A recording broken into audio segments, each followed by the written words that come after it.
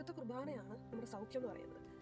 നമ്മുടെ നമ്മുടെ മുറിവുകൾക്ക് വേണ്ടി മുറിവേൽപ്പിക്കപ്പെട്ടവരാണ് നമ്മുടെ കർത്താവ് എന്ന് പറയുന്നത്. അപ്പം ആ മുറിവുകൾ കർത്താവ് വിശുദ്ധ കുർബാനയുടെ നമ്മൾ ഉള്ളിൽ വരുന്നത് സൗഖ്യപ്പെടുത്തുകയും ചെയ്യും. അപ്പം വിശുദ്ധ കുർബാനയാണ് നമ്മുടെ സൗഖ്യം എന്ന് പറയുന്നത്. ഈശോയുടെ ശരീരവും രക്തവും നമ്മുടെ ശരീരത്തോട് ലയിച്ചു ചേർന്നതായിരുന്നു. അപ്പം അത് നമ്മളിങ്ങനെ ആവശ്യപ്പെടുന്ന ഓരോ കൃപകളായിട്ട് നമ്മളിൽ രൂപാന്തരപ്പെടും. ഈ വിശുദ്ധ ഈശോ നമ്മുടെ സ്വഭാവത്തെ തന്നെ ഒന്ന് ഐഡന്റിഫൈ ചെയ്ത് കഴിഞ്ഞാൽ നമുക്ക് മനസ്സിലാവും നമ്മൾ സൗഖ്യം വേണ്ടവരാണെന്ന് പറയുന്നത്. ഹല്ലേലൂയ. അനു പരിചയപ്പെടുത്താവോ? എൻ്റെ പേര് അനു ആൻ്റണി. വീട് പൂഞ്ഞാർ അടിവാരത്താണ്. ഞാനിപ്പം കാഞ്ഞിരപ്പള്ളി ക്രൈസ്റ്റ് അക്കാഡമിയിൽ പഠിപ്പിക്കുകയാണ്. അനു പല ആൾക്കാരും പറയാറുണ്ടേ, നമുക്കിങ്ങനെ ക്ഷമിക്കാൻ പറ്റുന്നില്ല. ചില ആൾക്കാരെ ചെറുപ്പത്തിലുണ്ടാകുന്ന സാധനങ്ങൾ അല്ലെങ്കിൽ ഇപ്പം സംഭവിച്ചുകൊണ്ടിരുന്ന കാര്യങ്ങളായിരിക്കും നമുക്ക് ക്ഷമിക്കാൻ പറ്റുന്നില്ല എന്ന് പറയുവേ. പക്ഷെ ഒരുപാട് ശ്രമിച്ചു എന്നാലും ക്ഷമിക്കാൻ പറ്റുന്നില്ല. അപ്പം അങ്ങനെയുള്ള ആൾക്കാരോട് എന്താണ് പറയാനുള്ളത്? എനിക്ക് മനസ്സിലായത് ഈ നാടുകളിൽ ഞാനിങ്ങനെ വായിക്കാൻ പഠിക്കാൻ ചില എക്സ്പീരിയൻസസിൽ കൂടെയൊക്കെ മനസ്സിലായെന്ന് പറഞ്ഞാൽ നമ്മുടെ ഉള്ളിലുള്ള കുറേ മുറിവുകളുണ്ടാവും.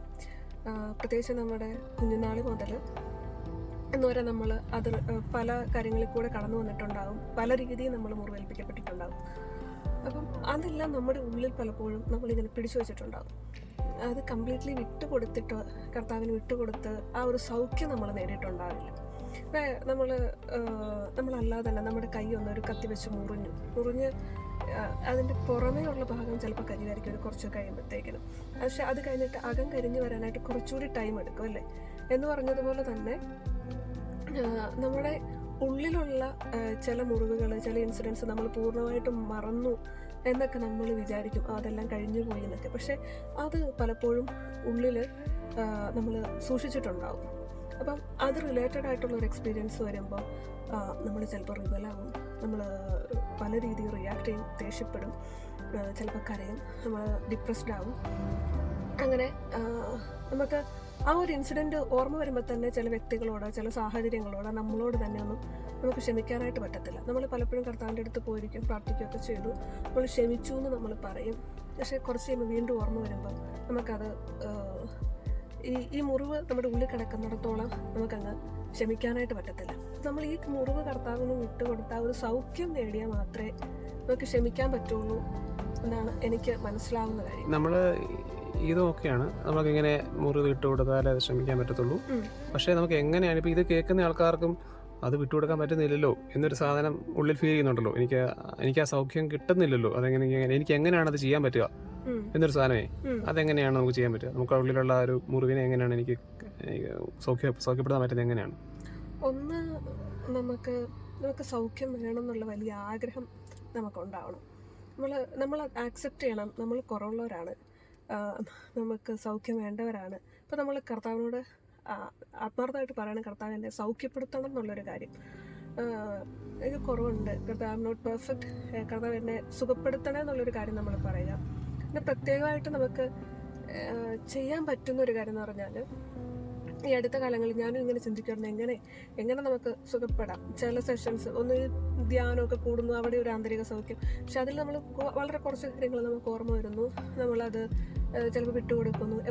പൂർണ്ണമായിട്ടൊന്നും നമ്മൾ വിട്ടുകൊടുക്കുന്നൊന്നും ഉണ്ടാവില്ല. അപ്പോൾ നമുക്ക് എങ്ങനെ, അതുപോലെ തന്നെ നമുക്കല്ല നമ്മുടെ ഡെയിലി ലൈഫിൽ ഇതെങ്ങനെ ചെയ്യാമെന്നുള്ളൊരു കാര്യം ഞാനിങ്ങനെ ആലോചിച്ച് നടക്കുന്ന ആളുകളിലാണ്. ഡാനിയൽ അച്ഛൻ്റെ ഒരു സെഷൻ, എൻ്റെ ഒരു ചെറിയൊരു പോർഷൻ ഇങ്ങനെ ആരും അയച്ചു തന്നത് കിട്ടി. അപ്പോൾ അതിലിങ്ങനെ പറയുന്നൊരു കാര്യം, വിശുദ്ധ കുർബാന നമ്മൾ സ്വീകരിക്കണം. വിശുദ്ധ കുർബാനയാണ് നമ്മുടെ സൗഖ്യം എന്ന് പറയുന്നത്. നമ്മുടെ മുറിവുകൾക്ക് വേണ്ടി മുറിവേൽപ്പിക്കപ്പെട്ടവരാണ് നമ്മുടെ കർത്താവ് എന്ന് പറയുന്നത്. അപ്പം ആ മുറിവുകൾ കർത്താവ് വിശുദ്ധ കുർബാനയിലൂടെ നമ്മൾ ഉള്ളിൽ വരികയും സൗഖ്യപ്പെടുത്തുകയും ചെയ്യും. അപ്പം ഈ വിശുദ്ധ കുർബാന സ്വീകരിച്ചിട്ട് ഒരു കുറച്ച് സമയം നമ്മളവിടെ ഇരുന്നിട്ട് നമ്മളിങ്ങനെ പറയണം, കർത്താവേ, നീ എൻ്റെ ഉള്ളിൽ ഇപ്പോൾ വന്നിരിക്കുക, അപ്പം എൻ്റെ ഉള്ളിലിരിക്കുന്ന നീ എൻ്റെ സൗഖ്യമാവണം. നമുക്ക് എന്തൊക്കെ കാര്യങ്ങൾ നമുക്കിങ്ങനെ പറയാനുണ്ടോ ഇതൊക്കെ പറയാം. കർത്താവ്, എനിക്ക് ക്ഷമിക്കാൻ പറ്റുന്നില്ല, എനിക്ക് ഇന്ന ഇൻസിഡൻറ്റിനെ മറക്കാൻ പറ്റുന്നില്ല, കർത്താവെ അത് മറക്കുന്നൊരു കൃപയായിട്ട് നീ എൻ്റെ ഉള്ളിൽ നിറയണം. കർത്താവ്, ഇന്ന വ്യക്തികളെ ഓർമ്മിക്കുമ്പം എനിക്ക് ബുദ്ധിമുട്ട് വരുന്നു, കർത്താവെ അവരെ സ്നേഹിക്കാനുള്ള കൃപയായിട്ട് നീ എൻ്റെ ഉള്ളിൽ നിറയണം. കർത്താവെ ക്ഷമയായിട്ട് ഈ വിശുദ്ധ കുർബാന സ്വീകരിച്ചിട്ടിരിക്കുമ്പോൾ നമുക്ക് എന്തൊക്കെ കൃപകളാണോ വേണ്ടത് ആ കൃപ എല്ലാമായിട്ട് കർത്താവ് നമ്മുടെ ഉള്ളിൽ, കർത്താവ് എക്സാക്ട്ലി ഈ ഈശോയുടെ ശരീരവും രക്തവും നമ്മുടെ ശരീരത്തോട് ലയിച്ചു ചേരുന്ന ടൈമാണ്. അപ്പം അത് നമ്മളിങ്ങനെ ആവശ്യപ്പെടുന്ന ഓരോരോ കൃപകളായിട്ട് നമ്മളിൽ രൂപാന്തരപ്പെടും. ഈ വിശുദ്ധ കുർബാന സ്വീകരിച്ചിട്ട് നമ്മൾ പോകുമ്പം നമ്മൾ വിശുദ്ധ കുർബാനയ്ക്കുള്ളിലാണ്, ഈശോയുടെ ഒരു മഹത്വത്തിനുള്ളിലാണ് നമ്മൾ നിൽക്കുന്നത്. ആ മഹത്വം നമ്മളെ കവർ ചെയ്ത് നിൽപ്പുണ്ട്. അപ്പോൾ ആ ഒരു മഹത്വത്തോടാണ് നമ്മളിങ്ങനെ പറയുന്നത് ക്ഷമയായിട്ട് പറയട്ടെ. അപ്പം ഇതിൻ്റെ എല്ലാം ഒരു സമ്പൂർണതയാണ് കർത്താവ് എന്ന് പറയുന്നത്. ക്ഷമയുടെ സമ്പൂർണതയാണ്, പിന്നെ എന്താ അങ്ങനെ ഓരോ കൃപയുടെയും സമ്പൂർണതയാണ് കർത്താവ്. അപ്പം ഇത് നമ്മളിൽ രൂപപ്പെടട്ടെ. ഈ വിശുദ്ധ കുർബാന സ്വീകരിക്കുമ്പം ഞാനില്ലാണ്ടായി, എന്നിലെ തിന്മയില്ലാണ്ടായിട്ട് ഈ മഹത്വം നിറയട്ടെ എന്ന് നമ്മൾ ആവർത്തിച്ച് പറയുകയും ആഗ്രഹിക്കുകയും ചെയ്യുമ്പോൾ കർത്താവ് അങ്ങനെ നിറയും. പിന്നെ നമ്മൾ ഈ കർത്താവിലാണ് നമ്മൾ ജീവിക്കുന്നത് എന്നുള്ളൊരു ബോധ്യത്തിലേക്ക് നമ്മൾ വന്നാൽ മതി. നമ്മളത് ഓരോ ദിവസവും നമ്മൾ അടുത്തൊരു കാര്യം ചെയ്യുമ്പോൾ നമ്മൾ കർത്താവിലാണ് ഇത് ചെയ്യുന്നത്. അപ്പോൾ കർത്താവ് ചെയ്യുന്ന ആ ഒരു പൂർണ്ണതയോടെ ചെയ്യാനായിട്ടുള്ള ആ ഒരു ശ്രമം നമുക്കങ്ങനെ പറ്റില്ല. പക്ഷെ ആ കർത്താവിൽ ആശ്രയിച്ച് ഓരോ കാര്യം ചെയ്യുക. കർത്താവെ, വിശുദ്ധ കുർബാന സ്വീകരിച്ചിട്ട് ഞാനിപ്പോൾ ഇത് ചെയ്യുക, അപ്പം നീ ചെയ്യുന്ന ആ ഒരു പെർഫെക്ഷനോടെ ചെയ്യാനായിട്ട്. അപ്പോൾ അത് നമ്മളൊരു കുഞ്ഞു കാര്യം ചെയ്യുന്നതായിരിക്കും. അപ്പോൾ അങ്ങനെ ചോദിക്കണം. ഒറ്റ ദിവസം കൊണ്ടല്ല, പക്ഷെ പല ദിവസങ്ങൾ കൊണ്ട് നമ്മളിങ്ങനെ നമുക്ക് വേണ്ട ഓരോ കൃപ ഇന്ന വ്യക്തികളോട്. അപ്പം ഓരോ ദിവസമായിട്ട് ഓരോരോ ഞാൻ ഇന്റർപ്റ്റ് ചെയ്യണേ. ഇപ്പം കുർബാനെ കുറിച്ച് പറഞ്ഞു പോകുന്നതിന് മുമ്പേ ഒരു കാര്യം ചോദിക്കാം. അതായത് ഇപ്പം നമ്മൾ ആദ്യം ചോദിച്ച ചോദ്യം ക്ഷമിക്കാൻ പറ്റുന്ന ചോദ്യമായിരുന്നു. ഈ ഒരുപാട് ആൾക്കാർ ഈ സമയത്ത് എങ്ങനെ ഇപ്പം ഇത് കേട്ടോണ്ടിരിക്കുന്ന ആൾക്കാർ ഒന്നുകൂടെ കുറച്ചുകൂടെ ആൾക്കാരെ കിട്ടാൻ വേണ്ടി പറയുകയാണ്. അതായത് കുറേ പേര് ഈ മുറിവുകൾ ഇങ്ങനെ കുറേ മുറിവുകൾ ഉള്ളിൽ വെച്ച് ജീവിക്കുന്ന ആൾക്കാരുണ്ട്.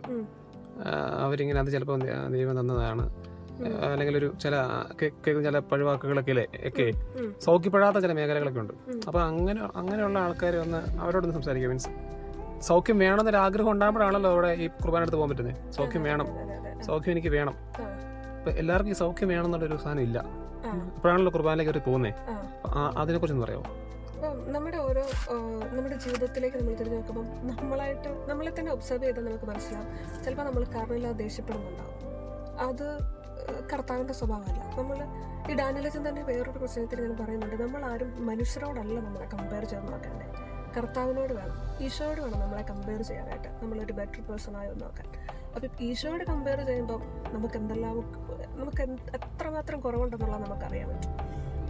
അപ്പോൾ ഓരോ കാര്യങ്ങളിലും അപ്പോൾ നമുക്കറിയാം നമ്മൾ ഒന്നുമല്ല, വളരെ താഴെയാണെന്നുള്ളത് നമുക്ക് മനസ്സിലാവും. അപ്പം നമ്മൾ ചില കാര്യങ്ങൾ അപ്പം നമുക്ക് മാറ്റണം, പ്രത്യേകിച്ച് കുറ്റം പറയുന്നത് അത് നമുക്ക് മാറ്റണം എന്ന് ആഗ്രഹം കാണും, പക്ഷെ പറ്റുന്നില്ല. അപ്പം അതിനെക്കുറിച്ചും നമ്മളൊന്ന് ആഴത്തിൽ നോക്കിയാൽ അത് നമ്മുടെ ഒരു ആന്തരിക മുറിവായിരിക്കും. നമുക്ക് വിട്ടുമാറാതെ ഈ കുറ്റം പറയുന്ന ഒരു സ്വഭാവം പറയുന്നത് അത് നമ്മളെ തന്നെ ഒന്ന് പെർഫെക്റ്റ് ആക്കി കാണിക്കാനും ഒക്കെ എങ്ങനെയെങ്കിലും ഒക്കെ ആ ഒരു ഇതിൽ നിന്ന് നമ്മൾ സ്റ്റാർട്ട് ചെയ്തിരിക്കുന്ന ഒരു സാധനമായിരിക്കാം. അപ്പം നമ്മൾ ഇങ്ങനെ ഓരോരോ സാധനങ്ങളെ നമ്മളൊന്ന് നമ്മുടെ സ്വഭാവത്തെ തന്നെ ഒന്ന് ഐഡൻറ്റിഫൈ ചെയ്ത് കഴിഞ്ഞാൽ നമുക്ക് മനസ്സിലാവും നമ്മൾ സൗഖ്യം വേണ്ടവരാണെന്നുള്ള കാര്യം. അപ്പം നമ്മുടെ ലൈഫിലേക്ക് ഒന്ന് തിരിഞ്ഞു നോക്കി കർത്താവ് ആയിട്ട് അല്ലെങ്കിൽ വചനമായിട്ടൊന്ന് തട്ടിച്ച് നോക്കിയാൽ നമുക്ക് ഉറപ്പായിട്ട് മനസ്സിലാവും നമ്മൾ സൗഖ്യം വേണ്ടവരാണ്. ഈ പറയുന്ന ഞാനും സൗഖ്യം വേണ്ട ആളാണ്. ഇനിയും നമ്മൾ ഓരോ തവണ വിശുദ്ധ കുർബാനയുടെ മുമ്പിലിരിക്കുമ്പോഴും നമുക്കറിയാം ഇനിയും എൻ്റെ ജീവിതത്തിൽ സൗഖ്യം ആവശ്യമാണ്. ഈ സൗഖ്യം വേണമെന്നുള്ള കാര്യം തിരിച്ചറിഞ്ഞ് കുർബാനേനെ അങ്ങനെ അതുപോലെ കാണാൻ തുടങ്ങിയ ശേഷം ഇപ്പം എങ്ങനെയാണ് കുർബാന കാണുന്നത്? അല്ലെങ്കിൽ കുർബാനയ്ക്ക് മുമ്പ് പ്രിപ്പയർ ചെയ്യുമോ? കുർബാന കഴിഞ്ഞിട്ട് ഇപ്പം അനുവിൻ്റെ ഉള്ളിൽ ഇങ്ങനെ ഫീൽ ചെയ്യുന്നൊരു കാര്യങ്ങൾ എന്താണ്? ഈ ഒരു നമ്മളിങ്ങനെ പ്രോഗ്രസീവായിട്ട് പതുക്കെ സൗഖ്യത്തേക്ക് വന്നുകൊണ്ടിരിക്കുകയാണ് ഓരോ കാര്യങ്ങളൊക്കെ. അപ്പം അനുവിൻ്റെ ഉള്ളിലിങ്ങനെ ഫീൽ ചെയ്യുന്ന കാര്യങ്ങൾ എന്തൊക്കെയാണ്? ഈ സൗഖ്യത്തിലേക്ക് അല്ലെങ്കിൽ ആ ഒരു സൗഖ്യത്തിൻ്റെ ഒരു ഇതറിഞ്ഞ ഒരു സമയം തൊട്ട് ഇത് എങ്ങനെയാണെന്നുള്ളൊരു ക്വസ്റ്റ്യൻ ഉണ്ടായിരുന്നു. പിന്നെ വിശുദ്ധ കുർബാന എന്നെ സ്വീകരിക്കുന്നു. അപ്പം വിശുദ്ധ കുർബാനയ്ക്ക് മുമ്പായിട്ട് എപ്പോഴൊന്നും ഒരുപാട് സമയം ഒന്നും ഇരിക്കാനൊന്നും പറ്റാറില്ല. പക്ഷേ എങ്കിലും ജസ്റ്റ് ഒന്ന് ഇരുന്ന് കുർബാനയ്ക്ക് വേണ്ടിയിട്ടൊന്നും ഒരുങ്ങാൻ ശ്രമിക്കാറുണ്ട്. അപ്പം ചിലപ്പോൾ ജസ്റ്റ് ഒന്ന് നോട്ട് ചെയ്യും, കർത്താവെ എനിക്ക് ഇന്ന പോരായ്മകളുണ്ട്, അതൊന്നും എനിക്ക് മാറ്റാൻ പറ്റുന്നതല്ല, ഇന്ന മേഖലകളിലെല്ലാം എനിക്ക് ഇനിയും സൗഖ്യം ആവശ്യമുണ്ട് എന്നുള്ളൊരു കാര്യം. അപ്പം ആ ഒരു സൗഖ്യം നീ തരണം. അങ്ങനത്തെയൊക്കെ കുറേ കാര്യങ്ങൾ കർത്താവിനോട് ഓൾറെഡി പറഞ്ഞ് പരിശുദ്ധ അമ്മയുടെ വിമല ഹൃദയത്തിൽ ആ നിയോഗങ്ങളെല്ലാം സമർപ്പിച്ച് അമ്മയോട് പറയാം, അമ്മ ഇത് ഈശോയ്ക്ക് കൊടുക്കണം. എപ്പോഴും മാതാവാണല്ലോ നമ്മളെ ഈശോയിലേക്ക് ഏറ്റവും കൂടുതൽ ചേർത്ത് വെക്കുന്ന ആളെന്ന് പറയുന്നത്. അപ്പം എനിക്ക് എൻ്റെ ഒരു റോസാമിസ്റ്റിക്ക മാതാവുണ്ട്, മാതാവിൻ്റെ മുമ്പിലിരുന്നായിരിക്കും കൂടുതലും ഇത് ഒരുങ്ങാറുള്ളത്. എന്നിട്ട് വിശുദ്ധ കുർബാനയ്ക്ക് പോകും. കുർബാന കഴിഞ്ഞ് വിശുദ്ധ കുർബാന സ്വീകരിച്ചതിന് ശേഷം ഇരുന്ന് ഇങ്ങനെ ചിലപ്പം എനിക്ക് വിശുദ്ധ കുർബാന സ്വീകരിച്ചതിന് ശേഷം പള്ളിയിലിരുന്ന് പ്രാർത്ഥിക്കാനുള്ള ടൈം ഉണ്ടാവില്ല. അപ്പം ഞാൻ തിരിച്ച് വീട്ടിലേക്ക് നടന്നു പോരുന്ന വഴിയിൽ വേറെ ആരോട് സംസാരിക്കാൻ ശ്രമിക്കാറില്ല. ഇങ്ങനെ ഈശോ എനിക്ക് എൻ്റെ ഉള്ളിൽ നിറയണം, എൻ്റെ എൻ്റെ ഓരോ സെല്ലിലും നിറയണം, എൻ്റെ ചിന്തയിൽ നിറയണം, മനസ്സിലും നിറയണം, എൻ്റെ ഉള്ളിൽ ക്ഷമയായിട്ട് നിറയണം, എൻ്റെ സൗഖ്യമാവണം, എൻ്റെ ഇന്ന മേഖലകളിൽ സൗഖ്യമാവണം, എൻ്റെ ഇന്ന ബലഹീനതകൾ, ഇന്ന കുറവുകൾ നീ നിറയണം, അവിടെ എനിക്ക് ശാന്തത തരണം. അങ്ങനെയൊക്കെയുള്ള ഓരോ കൃപയായിട്ട് എൻ്റെ ഉള്ളിൽ നിറയണമെന്ന് ഇങ്ങനെ പറയും. ചിലപ്പോൾ ബസ്സിലായിരിക്കാം, ആ ബസ്സിലിരിക്കുന്ന സമയം മുഴുവൻ അതിങ്ങനെ പറയും. അങ്ങനെ ഏത് സാഹചര്യത്തിലാണ്, ചിലപ്പോൾ പള്ളിയിൽ തന്നെ ഇരിക്കാനായിട്ട് പറ്റുന്നുണ്ടാവില്ല, പക്ഷേ ഒരു കുറേ സമയത്തേക്ക് ആ വിശുദ്ധ കുർബാനയിലായിരിക്കാനായിട്ട് ശ്രമിക്കുന്നുണ്ട്. കാലഘട്ടത്തിലെ ഏറ്റവും വലിയ സുവിശേഷ പ്രൊഫഷണലായിട്ടുള്ള നമ്മുടെ ഡാനിയൽ അച്ഛന് ഈ സൗഖ്യത്തെക്കുറിച്ച് 2 ടോക്ക് ചെയ്ത് യൂട്യൂബിൽ അവൈലബിളാണ്. അപ്പം നാളുകളിൽ അത് കേട്ടു, അതും എന്നെ ഒരുപാട് ടച്ച് ചെയ്തു ഒത്തിരി. അപ്പോൾ അച്ഛനും പറയുന്നൊരു കാര്യം, നമ്മൾ സൗഖ്യത്തിന് വേണ്ടിയിട്ട് ആഗ്രഹിക്കണം, സൗഖ്യത്തിന് വേണ്ടി നമ്മൾ ആത്മാർത്ഥമായിട്ട് പ്രാർത്ഥിക്കണം. അപ്പോഴാണ് നമുക്ക് സൗഖ്യത്തിന് വേണ്ടിയിട്ടും മറ്റുള്ളവരെ സുഖപ്പെടുത്തുന്നവരാക്കി നമ്മളെ മാറ്റണമെന്നും നമ്മൾ പ്രാർത്ഥിക്കണം. നമ്മുടെ പ്രസൻസിൽ ബാക്കിയുള്ളവർ സൗഖ്യപ്പെടാനും കൂടെ തുടങ്ങണം. നമ്മുടെ പ്രസൻസിൽ ബാക്കിയുള്ളവർ മുറിവേൽക്കപ്പെടുകയല്ല ചെയ്യേണ്ടത്, സൗഖ്യപ്പെടുകയാണ് ചെയ്യേണ്ടത്. ആ ഒരു രീതിയിലേക്ക് വിശുദ്ധ കുർബാനയിലൂടെ നമുക്ക് വരാനായിട്ട് പറ്റണം. ജപമാലയിലൂടെ പണ്ട് എൻ്റെ ഒരു സുഹൃത്തായിട്ടുള്ളൊരു ചേട്ടൻ പറഞ്ഞു തന്നിട്ടുണ്ട്, ഞാൻ പറഞ്ഞിട്ടുണ്ട്, ഈ നമ്മുടെ സ്വഭാവം മാറുന്നില്ലല്ലോ, നമ്മൾ ഈ പ്രാർത്ഥിച്ചിട്ട് ഈ പരിപാടിയൊക്കെ ആയിട്ട് പറഞ്ഞിട്ട് ഇപ്പം ജപമാല ചൊല്ലി പ്രാർത്ഥിക്കാൻ പറഞ്ഞിട്ടുണ്ട്. ഈ ജപമാല നമ്മൾ എത്രത്തോളം ചൊല്ലി പ്രാർത്ഥിക്കുന്നോ അതനുസരിച്ചിട്ട് നമ്മുടെ വിശുദ്ധ കുർബാന നമുക്ക് അനുഭവമാവും. ആ വിശുദ്ധ കുർബാനയിലൂടെ നമ്മുടെ സ്വഭാവത്തെ മാറ്റാനായിട്ട് പറ്റും. അപ്പം അതുകൊണ്ട് തന്നെ നമ്മൾ ഈ ഒരു സൗഖ്യത്തിന് വേണ്ടിയിട്ട് മാക്സിമം ആഗ്രഹിക്കുക, വിശുദ്ധ കുർബാനയിൽ സമർപ്പിച്ച് പ്രാർത്ഥിക്കുക. പ്രത്യേകിച്ച് ആ ഡാനിയൽ അച്ഛൻ്റെ ടോക്ക് കേട്ട എന്നെക്കാളും ക്ലിയർ ആയിട്ട് അച്ഛൻ പറഞ്ഞിട്ടുണ്ട്, അത് കൃത്യമായിട്ട് മനസ്സിലാക്കാനായിട്ട് പറ്റും. ഡാനിയൽ അച്ഛൻ്റെ ടോക്ക് ഇതിൻ്റെ ഡിസ്ക്രിപ്ഷനകത്ത് കൊടുക്കുന്നതായിരിക്കും. നമുക്ക് പ്രാർത്ഥിച്ച് പ്രാർത്ഥിക്കുക. ഓക്കെ. പരിശുദ്ധ അമ്മ മാതാവേ, അമ്മയുടെ നിർമ്മല ഹൃദയത്തിലേക്ക് ഞങ്ങൾ ഓരോരുത്തരെയും സമർപ്പിച്ച് പ്രാർത്ഥിക്കുന്നു. അമ്മ സൗഖ്യത്തിന് വേണ്ടി കൂടുതൽ ആഗ്രഹിക്കാനായിട്ട്, അതിനുവേണ്ടി പ്രാർത്ഥിക്കാനായിട്ടൊക്കെയുള്ള വലിയ കൃപ ഞങ്ങൾക്ക് തരണമേ. പരിശുദ്ധ അമ്മേ, സൗഖ്യത്തിന് വേണ്ടി പ്രാർത്ഥിക്കാനും മറ്റുള്ളവരെ കൂടെ സുഖപ്പെടുത്തുന്നവരായിട്ട് മാറാനും, മുറിവേൽപ്പിക്കുന്നവരല്ല സുഖപ്പെടുത്തുന്നവരായിട്ട് മാറുവാനും അങ്ങനെ വലിയ ക്ഷമയുടെ കൃപ ഞങ്ങളായിരിക്കുന്നിടത്തും ഞങ്ങളുടെ ചുറ്റുമുള്ളവരിലേക്കും എല്ലാം പകരുന്നവരാക്കി ഞങ്ങളെ മാറ്റണമേ എന്ന് പ്രാർത്ഥിക്കുന്നു. മാതാവേ, അമ്മയുടെ നിർമ്മല ഹൃദയത്തിലേക്ക് സമർപ്പിക്കുന്നു. ദൈവകൃപ നിറഞ്ഞ മറിയമേ, സ്വസ്തി, കർത്താവ് അങ്ങയുടെ കൂടെ സ്ത്രീകളിൽ അനുഗ്രഹിക്കപ്പെട്ടവളാകുന്നു, അങ്ങയുടെ ഉദരഫലമായ യേശു അനുഗ്രഹിക്കപ്പെട്ടതാണ്. പരിശുദ്ധ മറിയമേ, തമ്പുരാന്റെ അമ്മേ, പാപികളായ ഞങ്ങൾക്ക് വേണ്ടി ഇപ്പോഴും ഞങ്ങളുടെ മരണസമയത്തും തമ്പുരാനോട് അപേക്ഷിച്ചുകൊള്ളണമേ. ആമേൻ.